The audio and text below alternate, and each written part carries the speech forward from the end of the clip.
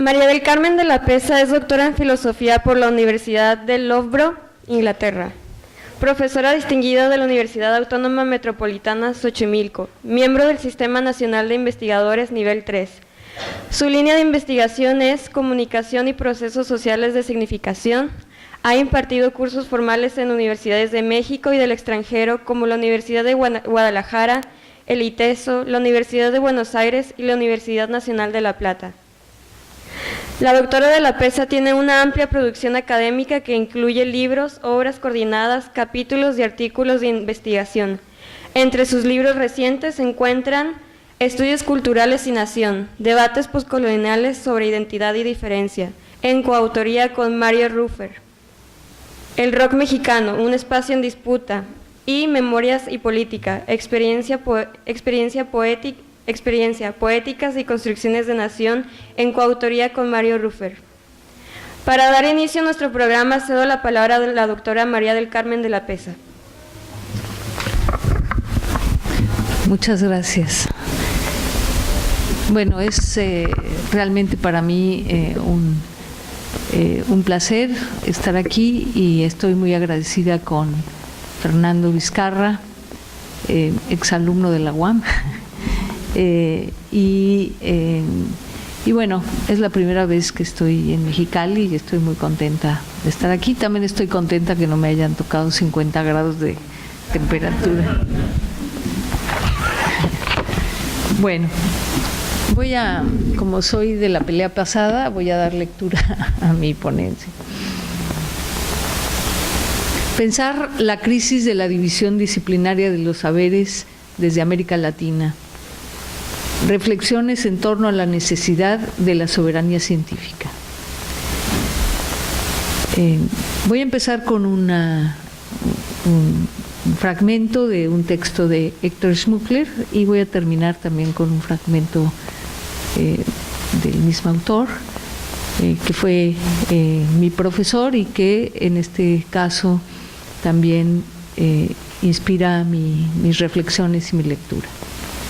El iluminismo contemporáneo busca resolver situaciones dramáticas que padecen nuestros países con la edificación de una sociedad moderna que pasa por la incorporación al campo homogéneo de una cultura transnacional. Una respuesta al hambre y dolor de multitudes que ha sido ilusoria porque conspira contra necesidades más permanentes de bienestar. Particularidades de las culturas, opciones éticas, sentido trascendente de la vida, utopías a las que los seres humanos no quieren renunciar porque en ellas está el significado más profundo de su existencia. Ese es un texto que que es muy actual, creo yo, pero fue de la revista Comunicación y Cultura número 14 de 1985. En los años 70, en América Latina, los intelectuales críticos de izquierda considerábamos que deberíamos desarrollar una teoría y una práctica política comprometida con la lucha política popular. El objetivo del trabajo intelectual y académico era fundir la teoría con la acción y hacer de la investigación un instrumento del proyecto popular de descolonización. El fracaso de los movimientos revolucionarios en América Latina en los años 70, el ascenso de la derecha en la década de los 80 y la caída del comunismo en los años 90, significó también la crisis de paradigmas y la necesidad de replantear el papel de la teoría y la investigación científica en el proceso político latinoamericano, sin que ello significara claudicar en nuestro compromiso político de crear condiciones de bienestar para todos.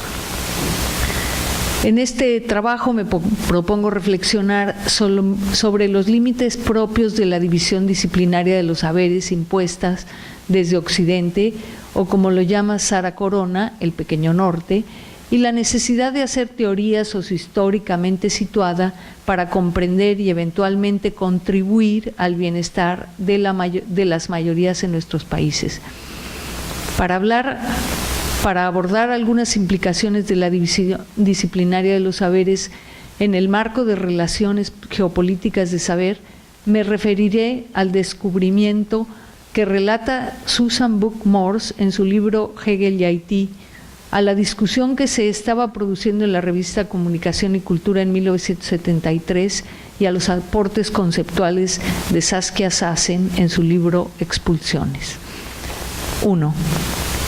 En la introducción a su texto de Hegel y Haití, la filósofa e historiadora de las ideas Susan Buck-Morss relata que, mientras investigaba las raíces de la ideología economicista actual, descubrió de manera accidental la relación de la teoría hegeliana del amo y el esclavo, desarrollada entre 1803 y 1804, con la revolución de los esclavos en Haití, que tuvo lugar en las mismas fechas y de la que el joven filósofo tuvo noticia a través de la prensa. Buck-Morss se pregunta por las razones que tuvo la filosofía occidental para mantener en silencio por más de 200 años dicha relación.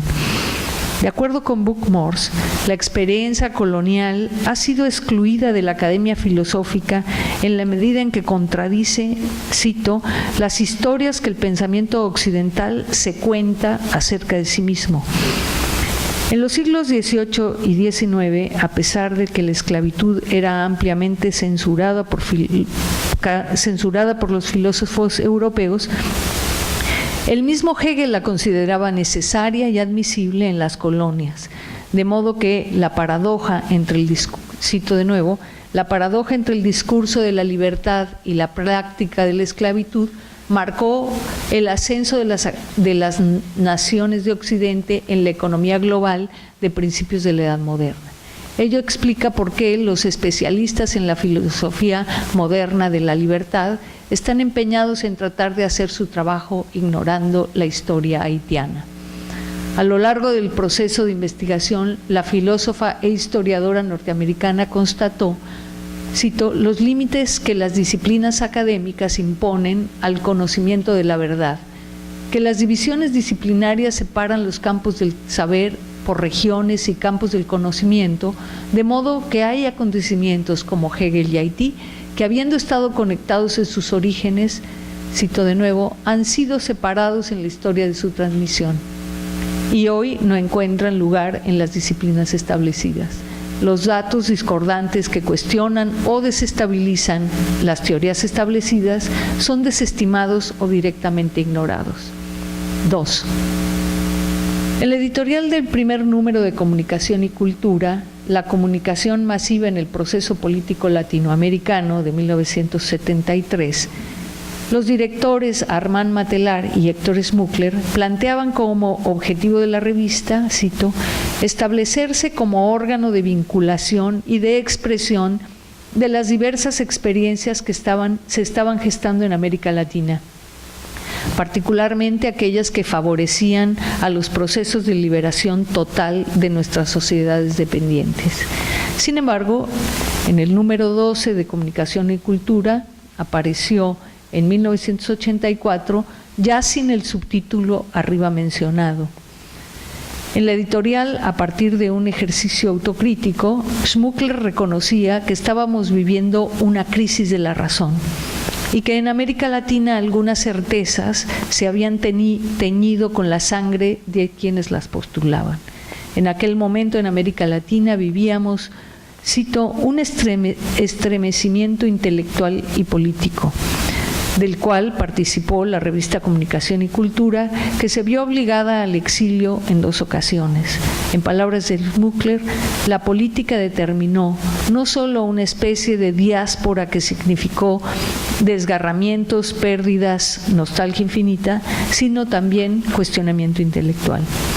Un aprendizaje que el director de la revista sintetizaba en los siguientes términos: hoy sabemos que el conocimiento es un proceso de construcción y no de descubrimiento, que las realidades son infinitamente más complejas que las anunciadas por algunas matrices teóricas, que el individuo, la subjetividad, son componentes decisivos que actúan en condiciones físico-naturales y cuyos deseos, placeres están en el origen de sus acciones, que el porvenir ya no es la fulgurante marcha hacia adelante.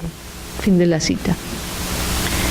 El conocimiento científico, apuntaba Smukler, busca comprender la realidad social en sus múltiples y complejas determinaciones sociohistóricas. Una complejidad que enriquezca, que nada tiene que ver con la interdisciplina, que conserva la división de los saberes. Por el contrario, se trata de hacer estallar los frágiles contornos de las disciplinas, que impiden ver las relaciones complejas que se producen entre ámbitos de conocimiento distintos y disolver las jerarquías entre ciencias duras, ciencias sociales, humanidades y conocimientos comunitarios impuestas por las disciplinas. La editorial del número 14 de 1985 hace una reflexión sobre la desaparición del subtítulo en el número 12 y su reaparición resumida a partir del número 13. La omisión en el número 12 del lugar desde, escribe Smukler, parecía confirmarnos a la atopía, es decir, a la negación de un espacio preciso, histórico, desde donde reflexionar sobre los seres humanos. Por lo tanto, para evitar equívocos, agrega en el número 13, volvimos a indicar la situación desde donde pensábamos, América Latina. Pensar desde América Latina significa construir un saber que nos incluya. Sin embargo, pensar desde América Latina no excluye a los habitantes de otros territorios, alude al punto de vista, a la mirada particular, según el lugar desde donde se mira y a la reflexión crítica. Sin duda, cuando se hace ciencia, se piensa, se escribe y se dialoga con otros sobre la realidad desde lugares específicos de enunciación, en condiciones sociohistóricas determinadas. En los 12 años que transcurrieron en el primero y el último número, la revista Comunicación y Cultura da cuenta de los procesos sociohistóricos y el papel de las ciencias sociales, no como lugar de reflexión crítica, sino como un espacio de la lucha política de los países latinoamericanos en el contexto de la Guerra Fría. Al concluir la Segunda Guerra Mundial, se produjo una transformación radical de la fisonomía geopolítica dominada por la tensión entre las superpotencias de los bloques capitalista y comunista, liderados por Estados Unidos y la Unión Soviética respectivamente. En esa etapa, la ciencia se desarrolló en estrecha vinculación con los poderes político y económicos. Los programas de desarrollo fueron una estrategia fundamental para impulsar la economía de mercado capitalista y combatir la amenaza del comunismo en los países del tercer mundo a través de la Alianza para el Progreso. La Alianza para el Progreso incluyó 3 grandes programas estratégicos: la planificación familiar para limitar el crecimiento de la población de los países pobres, la Revolución Verde, que contemplaba la modernización del campo, y las nuevas tecnologías de comunicación aplicadas a la educación. En México en particular, el presidente Gustavo Díaz Ordaz, entre 64 y 70, impulsó la Revolución Verde. Luis Echeverría, entre 70 y 76, el programa de planificación familiar, y José López Portillo desarrolló la infraestructura de comunicaciones vía satélite. Desde entonces, Estados Unidos ha sido el centro neurálgico de las políticas científicas a nivel global en los distintos ámbitos disciplinarios. Sin embargo, las políticas científicas y de desarrollo estadounidenses no estuvieron exentas de conflictos y contradicciones. Los científicos sociales del bloque de países no alienados, acosados por la expansión de las empresas transnacionales y los monopolios privados de la información y la comunicación que controlaban los medios y los flujos de información, introdujeron en los foros internacionales la discusión sobre la necesidad de relaciones económicas y de comunicación más equilibradas entre los países industrializados y los países subdesarrollados. A diferencia del periodo anterior en el que prevalecía la perspectiva desarrollista estadounidense, en ese periodo dominó la teoría crítica de la dependencia latinoamericana de inspiración marxista de Teotonio dos Santos, Fernando Enrique Cardoso y Enzo Faleto, Rui Mauro Marini, Estos autores consideraban que el desarrollo capitalista estableció relaciones desiguales y estructuras de dominación entre los países centrales y sus periferias. A pesar de la oposición de Estados Unidos y el Reino Unido, en los años 70 la UNESCO se transformó en foro de discusión de los problemas derivados del imperialismo y la colonización, así como de las necesidades de superar las relaciones de dependencia económica y cultural respecto de las metrópolis occidentales dominantes como un obstáculo para la democracia y el desarrollo. En la década de los 70 y 80, México participó en posición de liderazgo en el grupo de países no alineados. La década de 1980 marcó un parteaguas en la geopolítica. El triunfo de los gobiernos conservadores en Estados Unidos y Gran Bretaña, la caída de la Unión Soviética, la derrota de las revoluciones socialistas en América Latina y la pérdida del lugar de identidad del tercer mundo y el grupo de los países no alineados significó el fin de la Guerra Fría, la instauración del capitalismo a nivel global y de Estados Unidos como única superpotencia. La globalización del capital y el ascenso de las capacidades técnicas ha producido efectos a escalas enormes en el ámbito de la economía y el desarrollo del capital financiero. De acuerdo con SACEN 2007, estamos presenciando el desarrollo de lo que ella denomina formaciones predatorias, que consisten en una combinación de élites y capacidades sistémicas con las finanzas como facilitador clave que presionan hacia la concentración aguda del capital en muy pocas manos. Un fenómeno que afecta a todos los países, aunque en forma desigual, y que ha sido capaz de concentrar el 60% de la riqueza en el 1% de la población más rica a nivel global. En ese contexto, de acuerdo con SACEN, las nociones de crisis y desigualdad resultan claramente insuficientes para dar cuenta de las formas de expulsión radical de amplios sectores de la población mundial, ya sea de sus territorios, de la economía o de la sociedad. Expulsiones producidas muchas veces, por más paradójico que parezca, gracias a algunos de nuestros más avanzados logros económicos y técnicos. Un ejemplo claro de ello en nuestro país es la expulsión de comunidades indígenas de sus pueblos por la explotación petrolera o minera.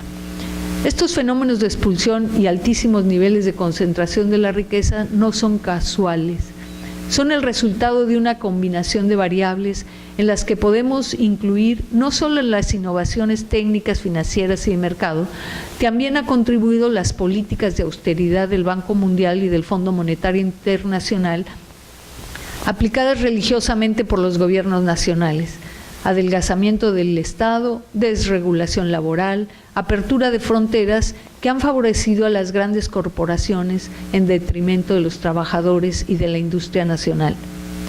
Reflexiones finales hacia hacer teoría en ciencias sociales y culturales desde el sur global. La complejidad de los procesos de globalización de la economía y el papel contradictorio que han tenido el desarrollo de las tecnologías de información y comunicación en las sociedades contemporáneas representa un reto para las ciencias sociales y las humanidades en México y América Latina. Las nociones de progreso, desarrollo, desigualdad, brecha tecnológica, sociedad del conocimiento, entre otras muchas, nos resultan tan familiares que se han vuelto lugares comunes y por tanto incuestionables. Sin embargo, han sido insuficientes para comprender y explicar la complejidad y especificidad de los procesos desencadenados por las ideologías de la modernización y la innovación tecnológica como palanca de desarrollo en los distintos ámbitos económico, políticos, sociales y culturales y en las distintas escalas locales, nacionales, en el sur global. La universalización de la idea de progreso ha sido la herramienta para justificar la colonización como proyecto civilizatorio. En ese sentido, la teoría política occidental ha concebido al Estado-nación moderno como el principio de orden mediante el cual las sociedades consideradas primitivas se transforman, pasan de su estado natural, por lo tanto salvaje, al orden, a la civilización, por medio de la educación y de la alfabetización universal, en el que las nuevas tecnologías cumplirían un papel fundamental. Sin embargo, la historia demuestra que las estrategias de desarrollo planteadas desde dicha perspectiva fracasaron una y otra vez. El desarrollo y expansión del capitalismo mostró la falacia de la utopía sansimoniana de una sociedad igualitaria a escala global entre las clases sociales, que sería alcanzada mediante el desarrollo tecnológico y la liberación de los obstáculos impuestos a la libre circulación de las personas y de las mercancías. Ideologías del progreso y la modernización dominantes hasta el día de hoy, incluso en el ámbito de las ciencias sociales y las humanidades. Las teorías sociales y políticas dominantes proponen como horizonte de sentido a la sociedad del conocimiento y utilizan la tesis de crisis y estado fallido para explicar el fracaso del desarrollo en el sur global. Sin embargo, de acuerdo con Wallerstein, el racismo y el subdesarrollo no son fallas del sistema. Por el contrario, cito, son elementos constitutivos de la economía mundo capitalista como sistema histórico. Son condiciones esenciales de la distribución no equitativa de la plusvalía. Posibilitan la incesante acumulación de capital. Son la razón de ser del capitalismo histórico. Organizan el proceso de manera ocupacional y le otorgan legitimidad política. En ese mismo sentido, Rosa Luxemburgo, desde los primeros años del siglo XX, afirmaba que lo que permite explicar la existencia y crecimiento continuo del capitalismo en su fase imperialista es la existencia de otras tierras precapitalistas que el capitalismo captura para integrarlas dentro del proceso de acumulación de capital. El capitalismo en su fase imperialista solo puede vivir a expensas de los demás. Los estudios de área y las teorías postcolonial y decolonial latinoamericanas cuestionan las teorías de crisis del modelo económico capitalista y de Estado fallido como explicaciones de la violencia y el subdesarrollo de nuestros países. Esas perspectivas teóricas demuestran que los Estados nacionales han aplicado eficientemente las políticas desarrollistas del Fondo Monetario Internacional y el Banco Mundial, que en lugar de favorecer el desarrollo local han sido favorables a la concentración del capital transnacional y al desarrollo del capital financiero, para los que las distintas formas de violencia, entre ellas las formas más exacerbadas de la violencia de género como el feminicidio y la impunidad, resultan altamente funcionales. México es sin duda un ejemplo de ello. Hacer ciencia en general y ciencias sociales y humanidades en particular desde el sur global significa establecer un diálogo crítico con las teorías elaboradas en otras latitudes y confrontarlas con los saberes y experiencias de las comunidades mexicanas y latinoamericanas que viven en carne propia los problemas más acuciantes de salud, alimentación, deterioro del medio ambiente, migración forzada, violencia exacerbada, para mencionar solo algunos, que impiden el acceso a condiciones mínimas de bienestar de la mayoría de la población de nuestros países. Un esfuerzo de reflexión crítica que nos permita remontar a contracorriente un pragmatismo que bajo el efecto del desarrollo de la investigación funcional no ha dejado desde los años 80 de extender su influencia a las formas de ver y de decir. En los últimos 30 años el discurso dominante de las ciencias sociales en México se ha impregnado de la ideología del management, una ideología economicista de gestión de los recursos humanos que se ha interiorizado y generalizado en las políticas de investigación, formación de investigadores y formación profesional. El reto para las ciencias sociales y las humanidades en América Latina es hacer teoría con fundamento empírico, una práctica de pensamiento situada históricamente que nos permita describir en forma densa la realidad mexicana y latinoamericana para nombrarla más apropiadamente, problematizarla según sus múltiples determinaciones y comprenderla en su especificidad. Y ahora cierro con las palabras de Smukler. Si la realidad no preexiste, sino que es una construcción de los seres humanos, es posible instalar en ella las condiciones que permitan imaginar una forma de ser el mundo adecuada a proyectos de vida más favorables al bienestar. Proyectos que para existir no pueden ser pensados desde la nada, desde la atopía, sino que deben enraizarse en lo cotidiano, en las culturas específicas donde cada ser se reconoce y reconoce a sus semejantes. Muchas gracias.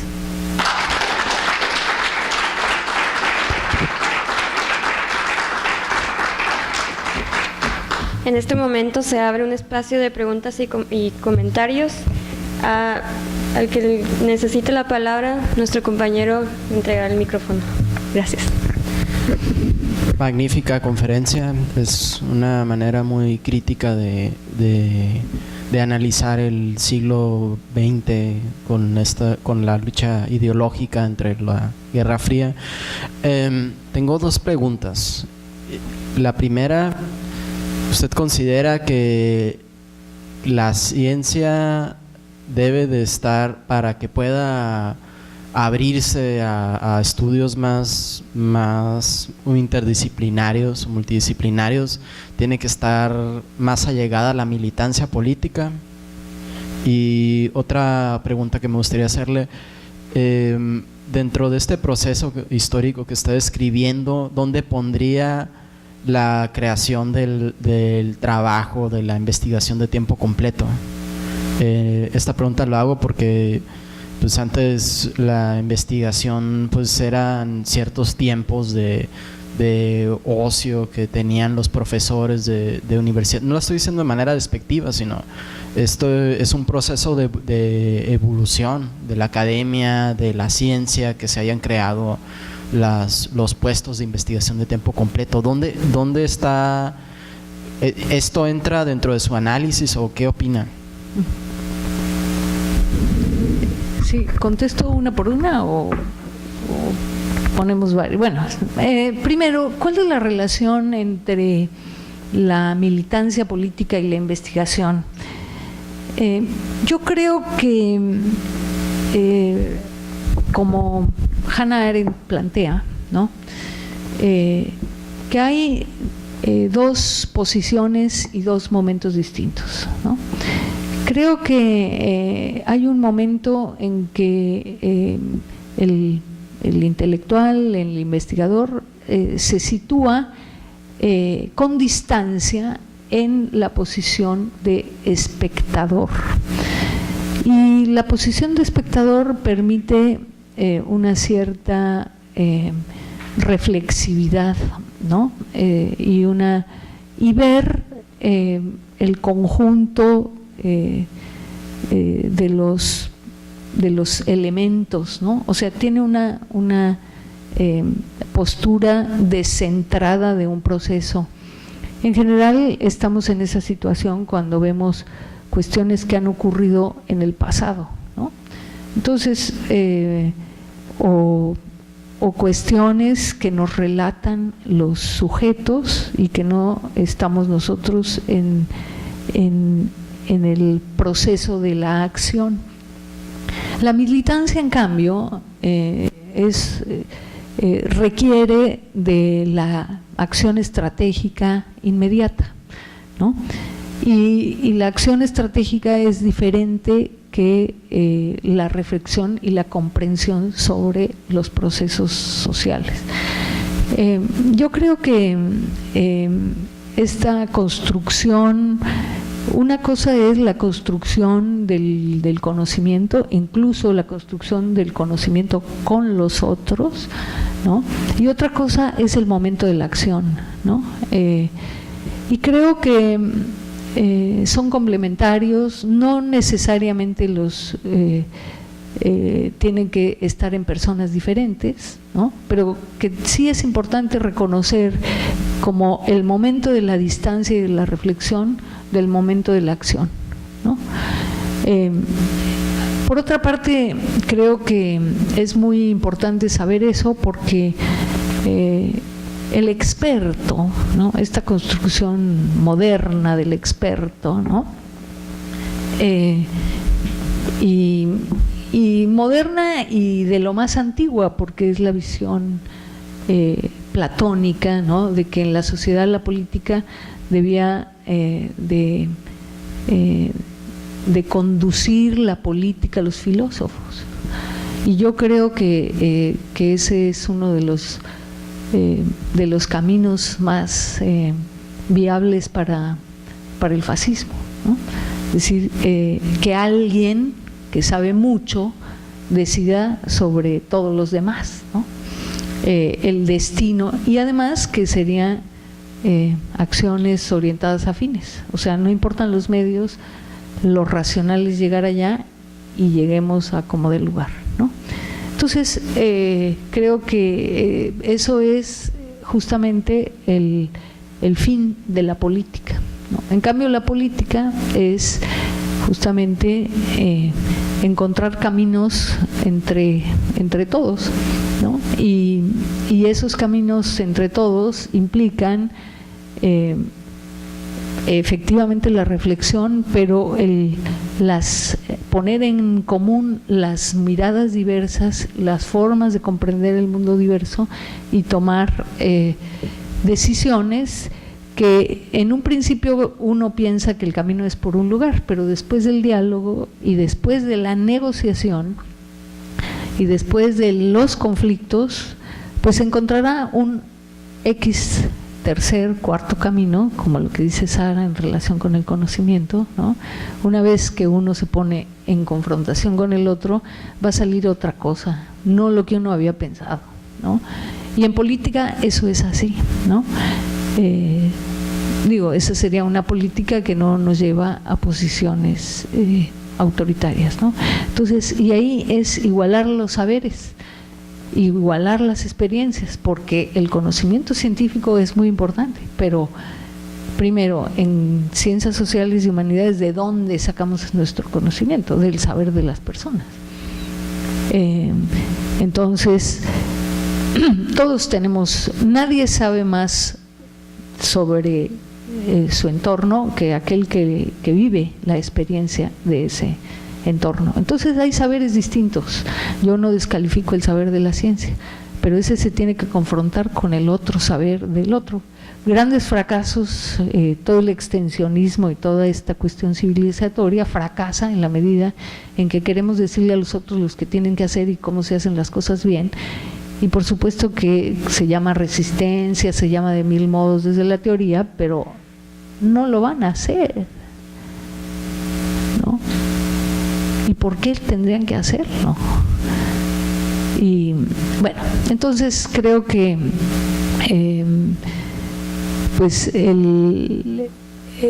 esta diferencia entre la posición del política y la posición del conocimiento son diferentes, pero eso no quiere decir que el conocimiento no tenga también una postura política. O sea, hay una finalidad y un conjunto de preguntas que nos posicionan políticamente, como académicos, como científicos, aunque no seamos militantes, o sea, no militemos en un movimiento social, etcétera, pero sí hay otro modo de, podríamos decir, ¿no?, un poco rarito, de una militancia académica, ¿no? Hay posicionamiento político frente al conocimiento y en la propia manera de hacerse las preguntas, aunque eso no signifique, o sea, hay una manera de, podríamos decirlo así, militar desde la academia, ¿no? No como militante de un movimiento social, pero sí como militante académico, ¿no? Entonces, pues no hay blanco o negro, ¿no?, sino pues estas mutuas implicaciones, ¿no? Como académicos somos ciudadanos y como ciudadanos necesariamente participamos políticamente, y una manera de participar es decir, no, yo no me meto, ¿no? Pues también, no meterse también es una manera de la acción política, ¿no? Entonces, bueno, ¿cuál era la otra? Nada más recuérdame un poquito la otra pregunta. por ejemplo, en el proceso histórico que está platicando de la Guerra Fría, ¿qué opina de la creación de la figura del investigador de tiempo completo? Ya. Bueno, yo creo que hay una cuestión de orden laboral, ¿no? Me parece que no había, bueno, cuando había trabajo docente, digámoslo así, en las universidades mexicanas, en donde los profesionistas, ¿no?, transmitían su conocimiento gratuitamente, ¿no? Entonces yo creo que hay una transformación en el proceso histórico de considerar el trabajo intelectual como trabajo, no como ocio, porque bueno, ahí se puede derivar alguna polémica, pero yo creo que y hay una división social del trabajo, ¿no? La división del trabajo intelectual y el trabajo manual, que ese es parte del proceso histórico capitalista, que es el que vivimos, ¿no? Ahora, creo que es muy interesante lo que propone Benjamin en relación con la idea de esta separación entre el trabajo intelectual y el trabajo manual. Y justamente en el proceso de desalienación, ¿no?, consiste en que todos hacemos trabajo intelectual y trabajo manual en los procesos de trabajo que llevamos a cabo, ¿no? Y la importancia de reconocer en el trabajo intelectual también no solo esta separación entre las ideas y las prácticas, sino que pensar es una práctica y que escribir es un oficio y una práctica, tanto como el trabajo de un obrero, que también cuando está haciendo cosas piensa, ¿no? Y creo que esta división arbitraria de que unos piensan y otros hacen es una jerarquización de los saberes, y que a lo que tenemos que acercarnos es a la no jerarquización ni de los saberes ni de las personas, ¿no? Y en el sentido político, quiero decir, ¿no?, de nuestra práctica. Eso no quiere decir que no podamos reconocer errores, aciertos, trabajo mejor hecho o más mal hecho, ¿no?, sino cuál es, porque también cuando hablamos de este mundo de las ideas y no lo ponemos materialistamente, es una manera de impedir el acceso del otro a un oficio. Este es un genio, no, hay un oficio del arte, hay un oficio de la escritura, hay un oficio de la investigación, y tenemos que también enseñar a hacer, ¿no?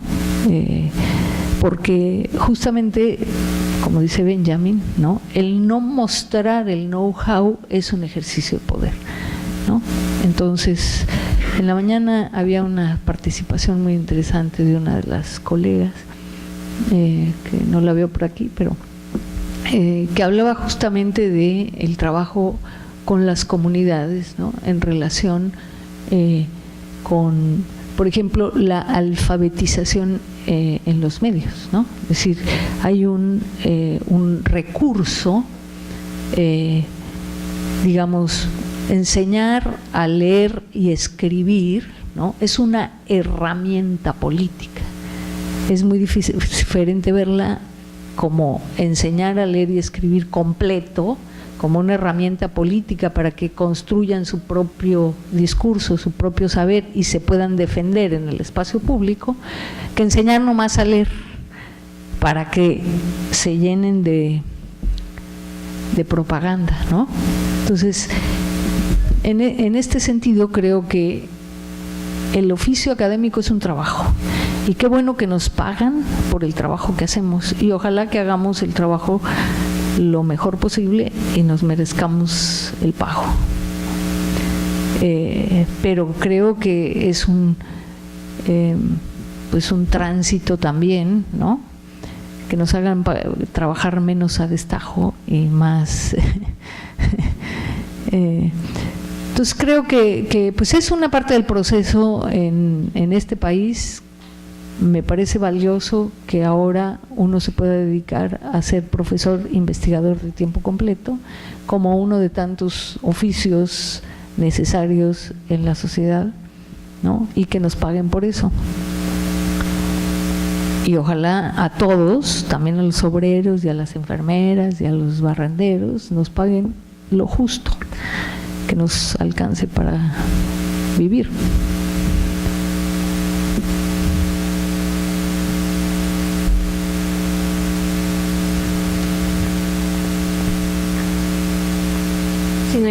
Si no hay más preguntas, agradecemos a nuestros invitados y a ustedes su apoyo y participación. En este momento los alumnos pueden pasar por su carnet a cabina y con esto damos por concluida nuestra sesión de hoy y los invitamos el lunes 12 de noviembre a la mesa de trabajo Protocolos para atender, sancionar y erradicar el hostigamiento y el acoso sexual y la discriminación por géneros a las 12 del mediodía en este mismo foro. Muchas gracias y buenas noches. Gracias.